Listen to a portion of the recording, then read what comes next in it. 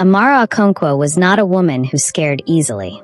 At 28, she'd built her security consulting firm, Sentinel Solutions, from nothing into one of Seoul's most respected corporate protection agencies.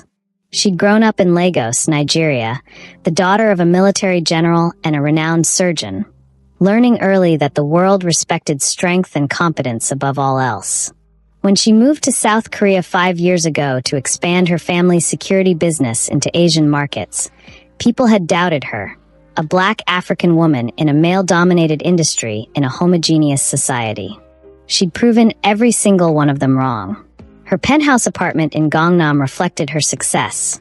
Floor-to-ceiling windows overlooking the glittering Seoul skyline, modern furniture in blacks and golds, and a state-of-the-art security system that would make most embassies jealous. She lived alone, worked constantly, and preferred it that way. Relationships were complications, and Amara had built her empire on eliminating complications. Which was why finding a bleeding man in her private elevator at 2 a.m. was particularly irritating. She'd just returned from a late meeting with a client, her heels clicking against the marble floor as she approached her penthouse elevator. The one that required both a keycard and fingerprint scan. The one that was supposed to be impenetrable. The doors opened, and there he was. He was slumped in the corner, one hand pressed against his side where blood was seeping through an expensive white dress shirt. His suit was Tom Ford, his watch was Patek Philippe, and his face, even pale with pain, was striking. High cheekbones, sharp jawline, and eyes that tracked her movement with the alertness of someone used to danger. "Impressive security system," he said in Korean, his voice tight with pain. "Took me almost 20 minutes to bypass it." Amara didn't reach for her phone. Instead, she reached for the compact Glock she kept in her purse, training it on him with the ease of long practice. "You have 30 seconds to tell me who you are and why I shouldn't call the police before you bleed out in my elevator." His lips quirked into something that might have been a smile if he wasn't busy dying. "I'm Kim Jae-won. And if you call the police, we'll both be dead by morning." The name struck her like a physical blow. Kim Jae-won, CEO of Hanseong Group, one of the largest conglomerates in South Korea. She'd seen his face in business magazines, always composed, always perfect.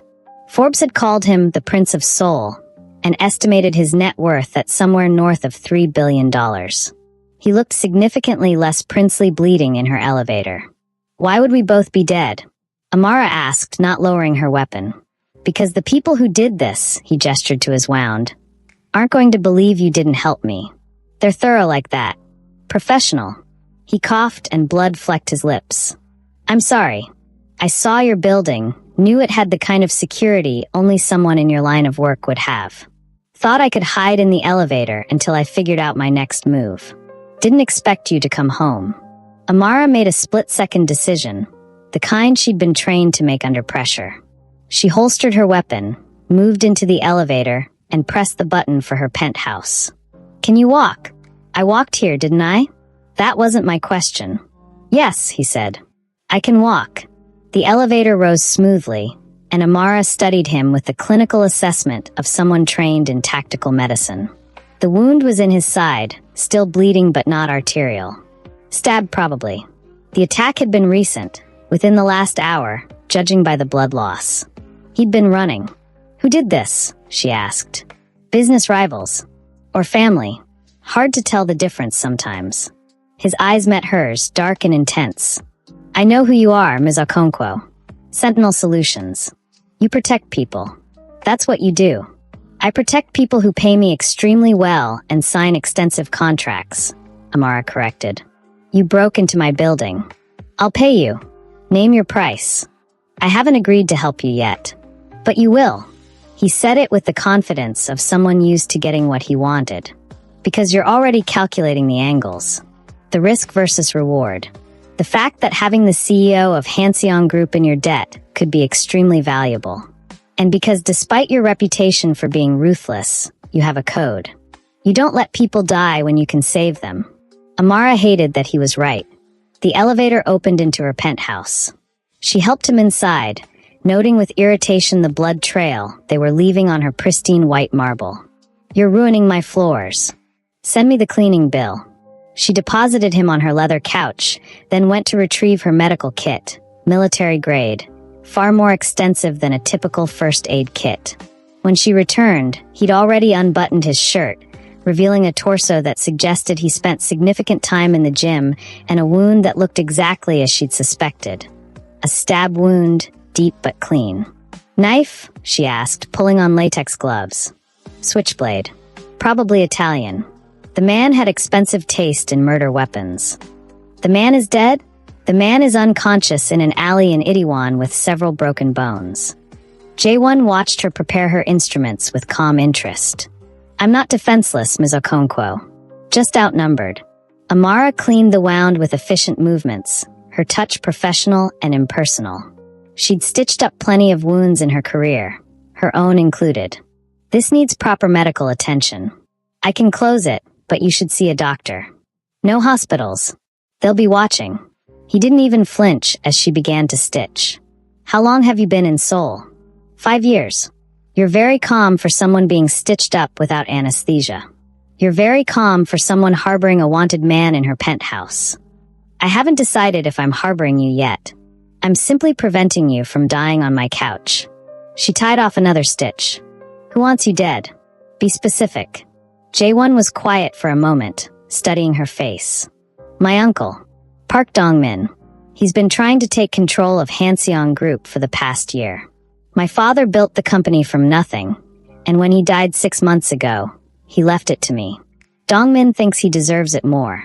"Does he?" "He's more ruthless, if that's what you mean. But ruthless isn't the same as competent." Jae-won's jaw tightened. "He's been systematically trying to undermine me, spreading rumors to the board, manipulating stock prices, turning my own executives against me. Tonight was his most direct attempt yet. Why not go to the police? Because half of them are on his payroll, and the other half can't prove anything. Corporate warfare in Korea is complicated. Family matters are kept private. Honor and face matter more than justice." He met her eyes. "You're not Korean. You wouldn't understand." "I'm Nigerian," Amara said coolly. "We invented complicated family politics. Don't patronize me." Something like respect flickered across his face. "Fair enough." She finished the stitches and bandaged the wound with practiced efficiency. "You can stay tonight. Tomorrow we discuss terms.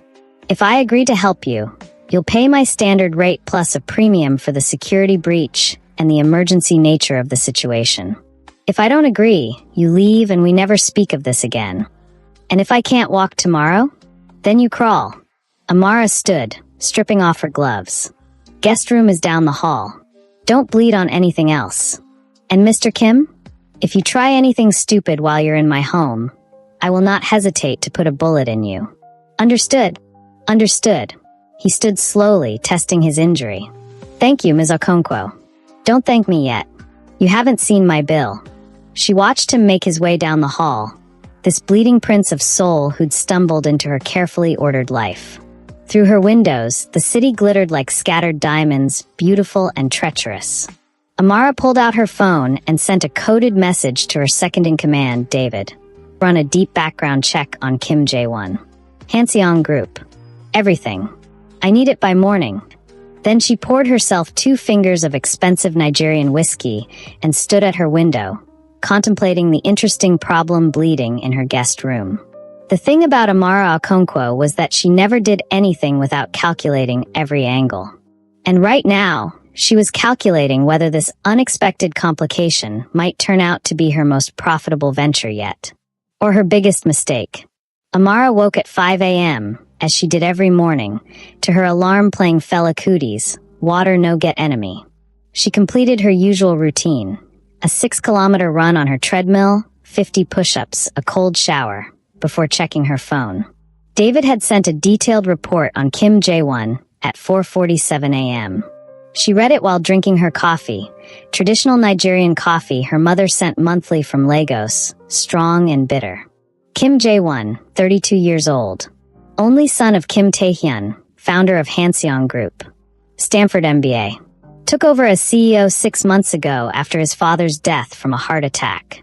Under his leadership, the company's stock had risen 23%. known for aggressive expansion into tech and renewable energy.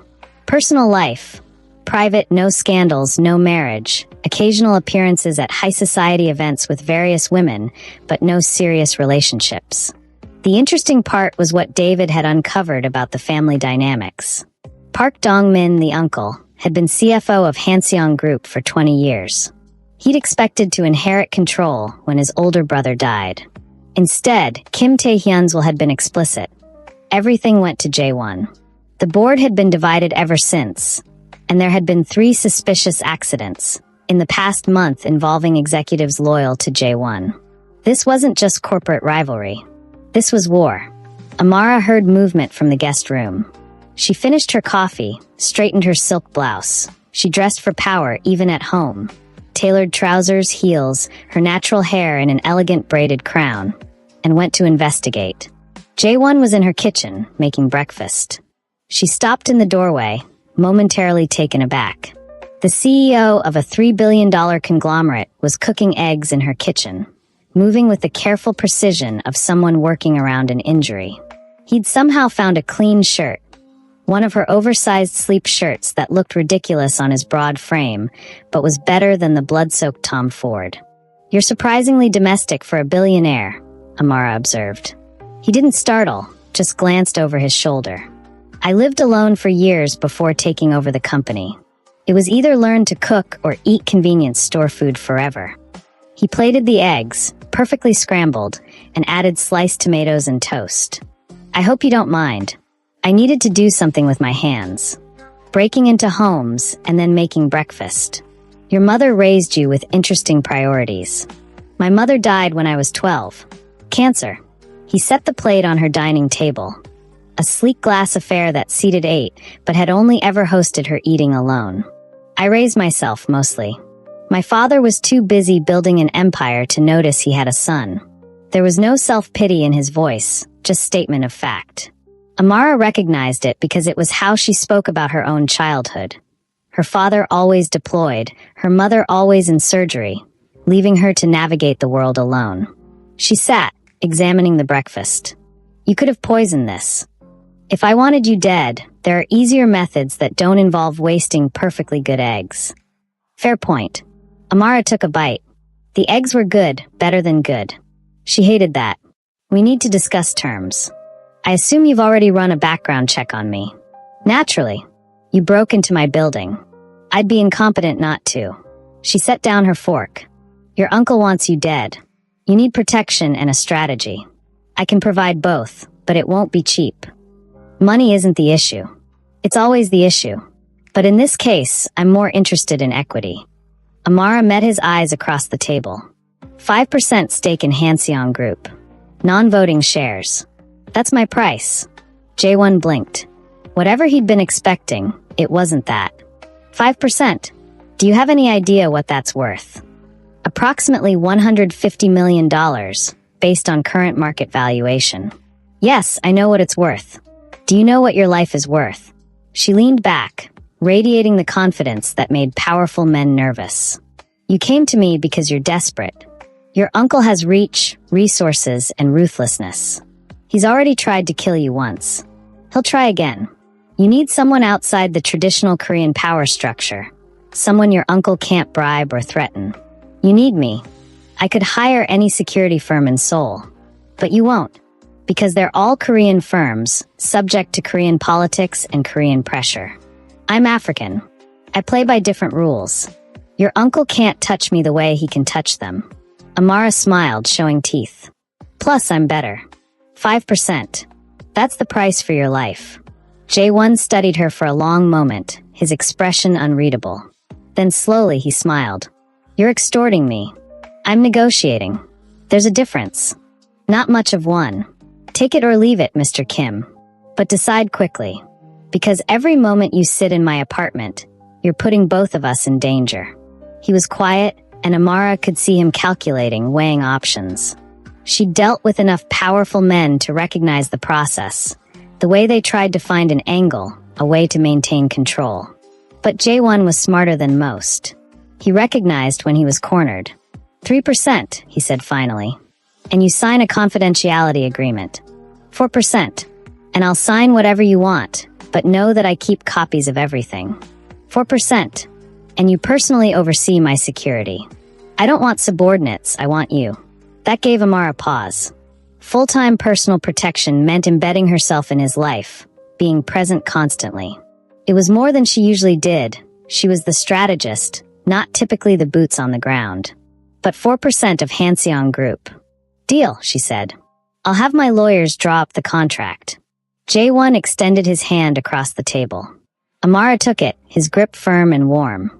The handshake lasted a beat longer than necessary, and she felt something electric pass between them. Recognition, maybe.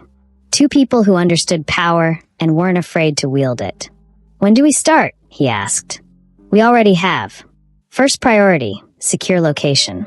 My penthouse is compromised. You know how to break in, which means others can figure it out. Second, assess your inner circle. We need to know who's loyal and who's been bought. Third, strategic offense. Your uncle expects you to hide. We're going to do the opposite. Which is? Amara smiled, the expression sharp and predatory. We're going to destroy him publicly. Methodically. Using every legal and ethical tool at our disposal. And when we're done, Park Dong-min will wish he'd never touched you.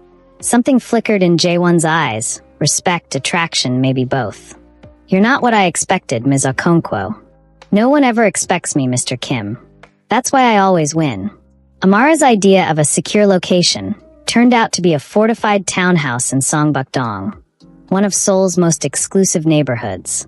The building looked traditional from the outside, classic Korean architecture with curved roof tiles and wooden beams. Inside, it was a fortress. Bulletproof windows, reinforced steel doors, independent power supply, and a safe room that could withstand a siege. Amara explained as she showed Jae-won around. I bought it 2 years ago as a safe house for high-value clients. Welcome to your home for the foreseeable future. Jae-won examined the space with the appreciation of someone who understood security. How many people know about this location? 3. Me, my second-in-command, David, and now you. That's it. She pulled out her tablet, pulling up floor plans. You'll stay in the master suite on the second floor. I'll be in the adjacent room. We share the common areas, but I've stocked the kitchen, and there's a home gym in the basement. You won't need to leave unless absolutely necessary. And when I do need to leave, you don't. Not without me, and not without extensive planning.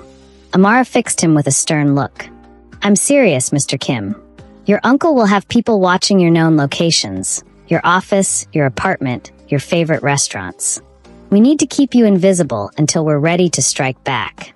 I have a company to run. I can't just disappear. You can and you will. Delegate to your trusted executives. Hold video conferences from here.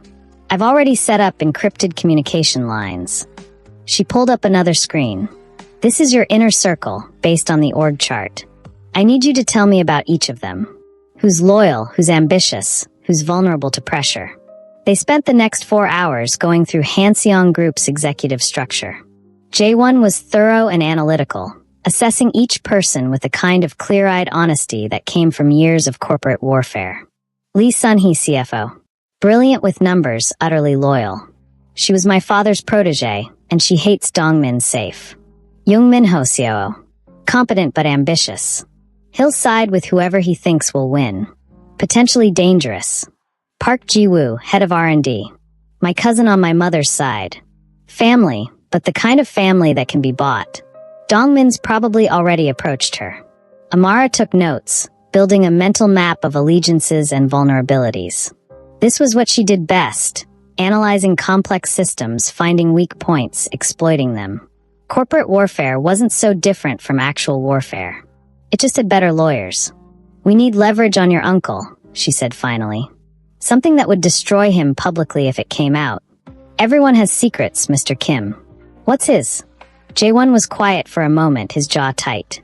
There were rumors years ago about how he acquired land for one of our developments in Busan. Several families were displaced, paid far below market value. One elderly couple fought back, and then they disappeared. Their bodies were never found. Can you prove it? No.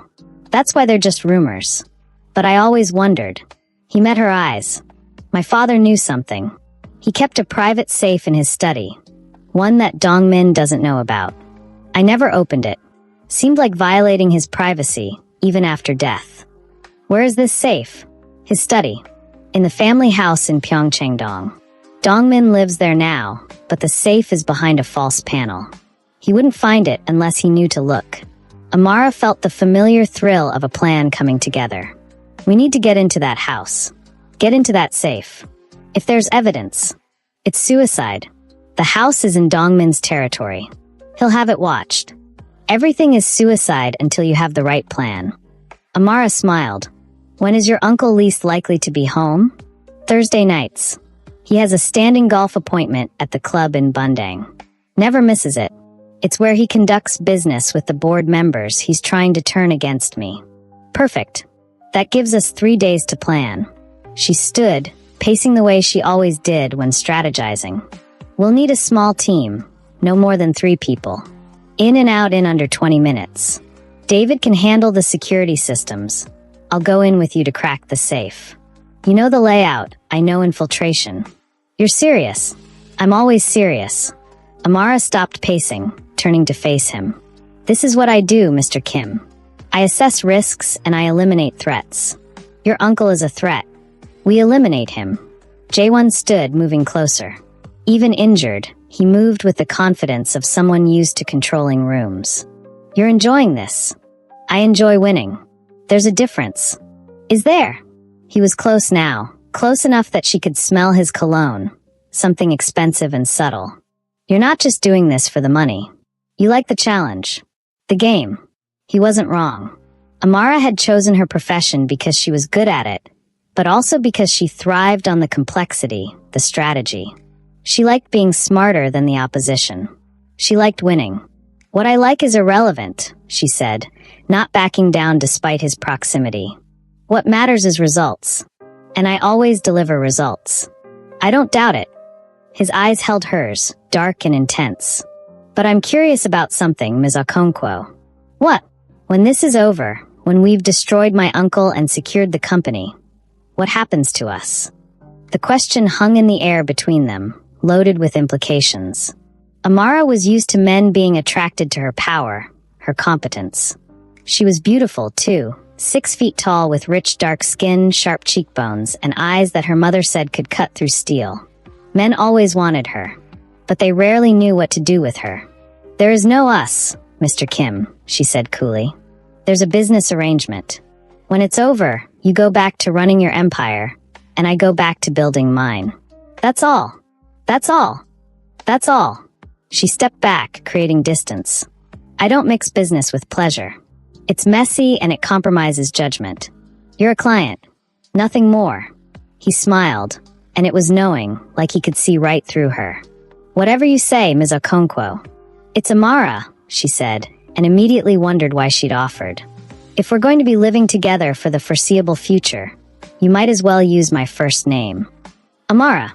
He tested it, the syllables slightly awkward in his Korean accent. It's beautiful. What does it mean? Grace. Or mercy, depending on who's translating. She turned away, focusing on her tablet because it was safer than looking at him. Though most people would tell you I have neither. I disagree. His voice was quiet but certain. You could have left me to die in your elevator. You chose mercy. And the way you move, the way you think, that's its own kind of grace. Amara felt something flutter in her chest, something dangerous and unwelcome. She crushed it ruthlessly. Go rest, Jaewon. Your wound needs time to heal.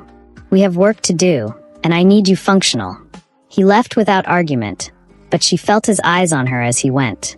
When she was alone, Amara poured herself a drink, Macallan 25, because the day called for it, and stood at the window overlooking Seoul. The city sprawled before her, millions of lights in the darkness, beautiful and merciless.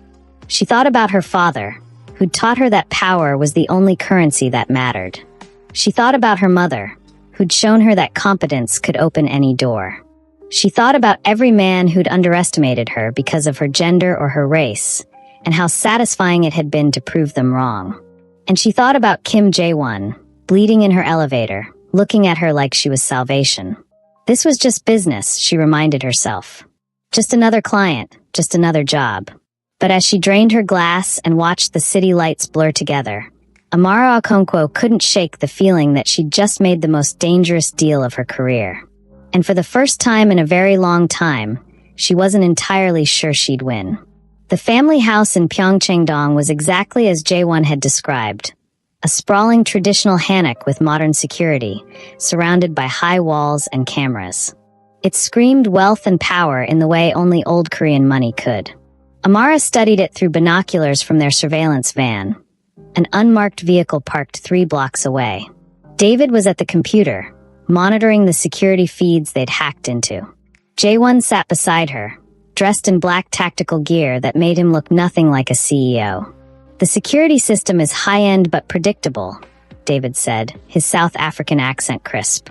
British-made, probably installed 5 years ago. I can loop the feeds, but we'll only have a 15-minute window before the backup systems kick in. 15 minutes, Amara repeated, calculating. We can work with that. Jae-won, how far is the study from the east entrance? 20 meters, straight shot through the main hall. But the door has a biometric lock, fingerprint scanner. Can you bypass it? It's coded to my father's fingerprint. Mine won't work. Amara smiled. Good thing we came prepared. David, the gel? David handed her a small vial containing a clear substance.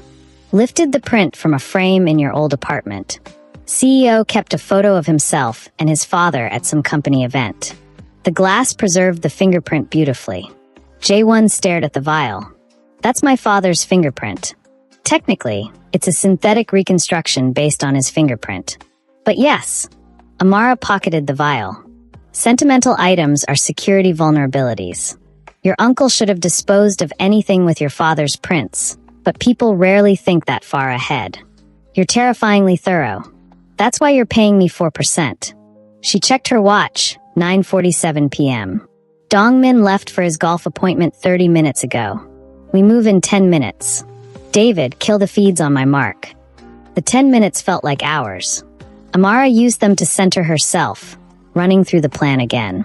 She'd done dozens of extractions and infiltrations in her career, but something about this felt different. More personal, somehow, even though it shouldn't be. She glanced at Jae-won. He was calm, focused, his breathing controlled. Not his first high-pressure situation, then. She'd read about his military service, mandatory for all Korean men, but some people took to tactical thinking better than others. He was clearly one of them. Ready? She asked. Ready. Good. Stay behind me, follow my lead, and don't improvise. Improvisation gets people killed. They moved through the darkness like ghosts. Amara had timed the security guard rotations, 12-minute intervals, with a 4-minute gap during shift change. They entered through the east wall, Amara scaling it with practiced ease and Jae-won following with only slight difficulty from his healing wound. The grounds were meticulously maintained. Traditional gardens with carefully placed stones and trimmed trees. Beautiful and utterly exposed. They moved quickly, using the shadows, Amara's hand on the weapon at her hip. The east entrance was locked, but David had provided a bypass key coded to their specifications. The door opened silently, and they were inside. The house was cold, empty. It felt like a mausoleum more than a home. Jae-won led her through the main hall, all dark wood and expensive art, to a heavy wooden door. The study, he whispered. Amara pulled out the gel containing his father's fingerprint, pressing it to the scanner. For 3 agonizing seconds, nothing happened. Then a soft click, and the door swung open. The study was exactly what she'd expected. Floor-to-ceiling bookshelves, a massive desk, traditional Korean artwork on the walls. The air smelled like old paper and expensive whiskey. The safe, Jae-won moved to the back wall, pressing on a particular section of paneling. It swung open, revealing a steel safe with a combination lock. Can you open it? Amara asked, keeping watch at the door. I know my father's combinations. He used the same 3 numbers for everything, the dates of major company milestones. Jae-won's fingers worked quickly, and after a moment, the safe opened. Inside were documents, USB drives, and a leather journal. Jae-won pulled them out with shaking hands. Take everything, Amara ordered. We can sort through it later. We have 8 minutes left. They loaded everything into a tactical bag.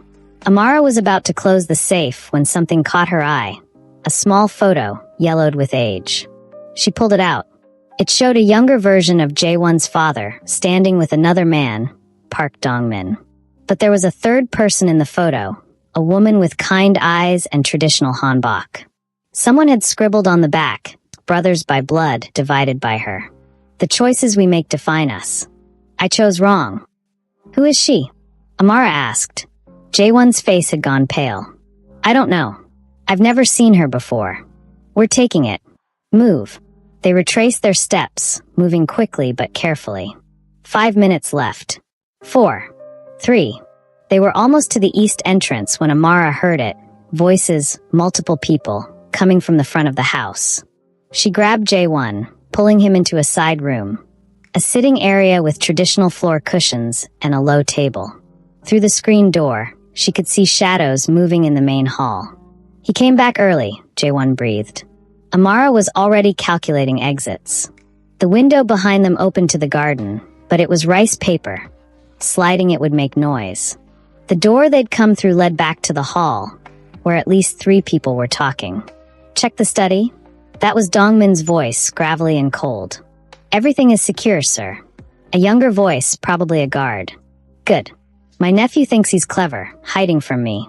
But I know all his bolt holes. We'll flush him out soon enough. They had to move. Now. Amara caught Jaewon's eye, gestured to the window. He nodded. She slid it open with agonizing slowness, the paper whispering against the frame. The voices in the hall continued, oblivious. They slipped through, Amara going first and helping Jaewon down. The garden stretched before them, exposed and dangerous. David's voice crackled in her earpiece. Feeds are about to reset. You have 90 seconds. They ran. Amara had done a lot of running in her life. From her father's expectations, from people who tried to limit her, from danger in a dozen countries. But running with Jaewon through his family's garden, his uncle's men somewhere behind them, felt different. Felt like running towards something instead of away. They made it over the wall with seconds to spare. The surveillance van was waiting, David already pulling away as they threw themselves inside. Did you get it? David asked. Amara held up the bag. Everything. Drive. They spread the documents across the safe house living room floor like pieces of a puzzle. There were contracts, bank statements, photographs, and letters, decades of secrets stored in that safe. And at the center of it all was the woman from the photograph. Her name was Lee Mi-sun, and according to the documents, she'd been the true love of both brothers, Kim Tae-hyun and Park Dong-min. She chose my father, Jaewon said quietly, reading through a letter written in his father's handwriting. They were going to marry. And then, the Busan development, Amara finished, reading from a separate document. The couple who disappeared, they weren't random. They were Mi-sun's parents. The story emerged piece by piece, ugly and tragic. Dong-min had orchestrated the land acquisition, using methods that included intimidation and threats. When Mi-sun's parents refused to sell, he'd had them killed. Mi-sun had discovered the truth, threatened to go to the police. So Dong-min had killed her too, staging it as an accident. Tae-hyun had known, or at least suspected. The documents were his insurance. Evidence collected over years, enough to destroy his brother. But he'd never used it. He couldn't, Jaewon said, his voice hollow. Dong-min was family. And in our world, family loyalty matters more than justice. So he just kept the evidence. Locked it away. Pretended he didn't know his brother was a murderer. Amara had seen enough corruption in her life to be surprised by little. But this still made her angry. He chose wrong. Like the photo said. He chose family over what was right. And now it's my choice. Jaewon looked at her, his eyes dark with emotion. I can use this to destroy Dong-min. Expose him publicly, send him to prison, burn his reputation to ash. But it also destroys my family name. Hanseong Group will be tainted by association. The scandal could collapse the company, put thousands out of work. It was the classic dilemma, justice versus pragmatism. The right thing versus the smart thing. What do you want to do? Amara asked. I want to burn it all down, Jae-won said fiercely. I want him to pay for what he did to Mi-sun, to her parents, to everyone he's ever hurt. I want justice. But I'm not just me. I'm the CEO. I'm responsible for 50,000 employees and their families. I'm the face of a company my father built from nothing. If I expose this, Jae-won said, voice cracking like thin glass, the board will fracture. Investors will panic. The market will punish us. People will suffer for the sins of one man. Amara folded her arms, watching him carefully. You don't get to be a moral king and an efficient CEO at the same time when both choices carry bodies, she said bluntly. But you can control how the story is told, who falls first and who survives. Justice doesn't have to look like ruin. He swallowed. What are you saying? I'm saying we do this surgically, not theatrically. We don't leak everything at once. We weaponize the evidence, leverage legal channels and timing. We build a narrative that removes Dongmin's power while protecting the company and your people. And we keep you clean. Jae-won looked at the scattered documents as if they were a map to both salvation and ruin. Plan. Amara smiled, the small, dangerous smile she only allowed for actual plans. First, we secure the company.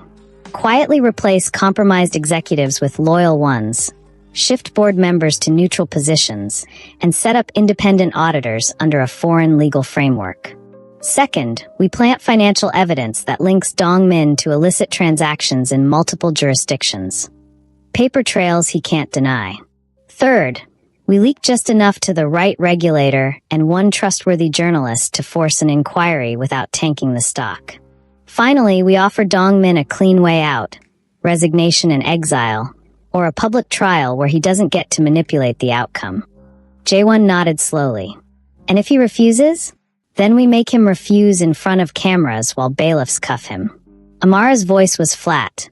The violence was the inevitability of their world. Either way, we control the stage. He laughed briefly, then went still. You make it sound so simple. In practice, nothing is simple. But in practice, we are better at complexity than they are. They play family politics, we play chess. They spent the next 48 hours moving pieces. Amara's team, David, 3 trusted operatives, and a corporate lawyer she owed one favor to, worked like a well-oiled machine. They moved fast. New internal audits, anonymous tips to compliance regulators in 2 countries, discreet bribes to a few low-level fixers attached to Dongmin so they would turn quiet and provide corroboration. They also built a firewall around Jae-won, false leads about his whereabouts, encrypted comms, and a rotating schedule of public appearances engineered to reassure investors. When the board convened, it was under the guise of a routine governance review. Amara arranged for a respected foreign law firm to take the lead on an independent investigation. An outside name Dongmin couldn't immediately poison. The firm quietly subpoenaed bank records. The forensic accountants found patterns. Shell companies, payments routed through real estate intermediaries, traces back to accounts that keyed to Park Dongmin. Dongmin smelled the trap. He pushed back, angry boardroom theater, raised voices, threats. He tried to smear Jae-won with anonymous leaks about his competence, his personal life, anything. Each time he struck, Amara had already neutralized it. A journalist quietly rewarded for integrity refused his bait. A leaked document traced to an old mole in his camp who now told Amara everything for asylum. The more Dongmin fought, the more obvious his desperation became. Publicly, he maintained veneer. Privately, his allies began to distance themselves. The first domino fell when a long-standing board member, one of Dongmin's closest confidants, resigned mid-meeting citing irreconcilable differences and quietly handed evidence to the investigators. Amara loved the slow, inevitable fall of pride. Dongmin refused to go quietly. The night the indictment papers arrived, sealed orders from 3 jurisdictions for asset freezes, arrests, and civil suits, he lashed out. He staged an internal coup attempt. He called for an emergency shareholders meeting, insisted the board vote him full control, and rallied last-minute supporters. The media smelled scandal and circled like sharks. It was exactly the public spectacle he wanted: chaos, confusion, and an opportunity to manipulate public sentiment. Amara anticipated this. She had arranged for the foreign auditors to present their findings that morning, timed to coincide with the shareholders' assembly. She also arranged for a prominent financial news outlet to run a well-sourced exposé at 9 o'clock, detailing the forensic findings, quoting the auditors, and summarizing the pending criminal inquiries. The story landed like a bomb. The shareholders' meeting descended into stunned silence. Accusations flew, voices begged for calm, and in the white-faced chaos Dongmin realized his allies were melting away. The board convened an emergency vote. Dongmin tried to physically seize documents, to intimidate custodians. It was ugly, theatrical, and fatal to his image. Security, Amara's not his, moved decisively when Dongmin grew violent. In the frenzy, one of his hired men tried to grab Jaewon. The man swung and missed. Amara's operative incapacitated him in one clean motion. Cameras caught everything. The country watched. Within hours, prosecutors stepped in. Arrest warrants were issued. Dongmin believed he could spin this into martyrdom. Instead, his brand collapsed in real time. Allies turned state's evidence. The press that Dongmin had long purchased with favors now quantified his crimes. When Dongmin was led away in cuffs, the spectacle he wanted to avoid, his face was raw with disbelief. He had thought family, loyalty, and power were shields. He'd miscalculated both his reach and the changing world. But victory was not a single moment. Dongmin's last act of cruelty was to strike where it hurt most, in the stock market. Using shadow accounts and a cabal of malign traders, he attempted a coordinated short attack designed to collapse Hanseong's stock and force a takeover while he was under arrest. Amara had foreseen this too. Weeks before, she had quietly arranged protective measures. Strategic buys by sympathetic institutional investors, options hedges, and emergency liquidity lines. She also pre-positioned an internal statement written not as a panic response, but as a firm, transparent acknowledgement of the investigation, a promise of cooperation, and a roadmap for continuity.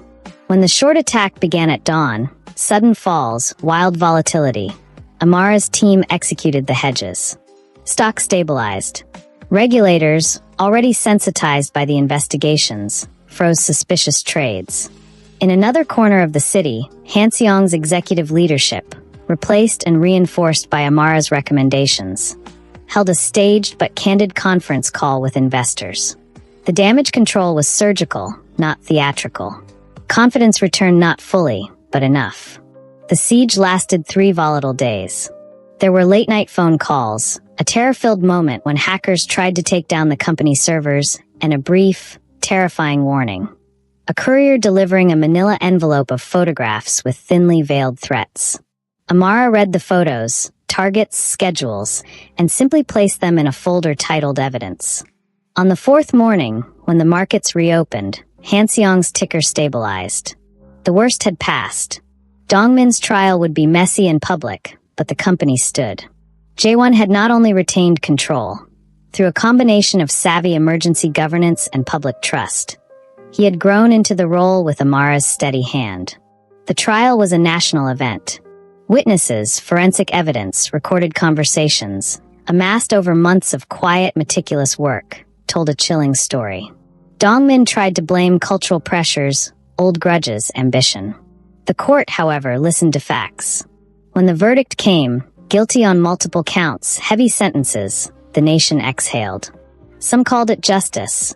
Some, a dramatic breaking of a family's myth. Jaewon read the outcome in a courtroom overflow room. He did not celebrate. He felt the weight of every person affected by the scandal. Employees, families, the families in Busan who had never had a voice. He thought of Misun. Amara sat beside him after the verdict. The courthouse was emptying, a late autumn sun slanting gold across glass. Jaewon's profile was worn but sharper. No longer just a man who'd inherited a company, but one who had chosen a hard path. "We did it," he said quietly. "No," Amara corrected. "You did it. I just made sure you had options and good leverage." He took her hand then, without ceremony. "You saved my life. You saved my company. You saved me from becoming my family." She met his gaze. "Don't romanticize it. We traded violence and cunning for paperwork and courtrooms. It's how the world works. But there's more than that, he said, voice low. There was risk. You risked being dragged into our family war.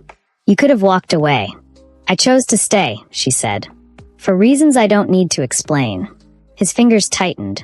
In the way he looked at her there was gratitude, respect, and something softer, an ember warmed by shared danger. They left the courthouse without fanfare. Life, predictably, began to rearrange itself. J1 implemented sweeping governance reforms, installed a new, transparent leadership framework, and initiated outreach to affected communities, including the survivors related to Misun's family. Hanseong's rebound was slow but steady. The scandal became a turning point for corporate accountability in the country. Amara re-established Sentinel's operations in Seoul, but stayed close.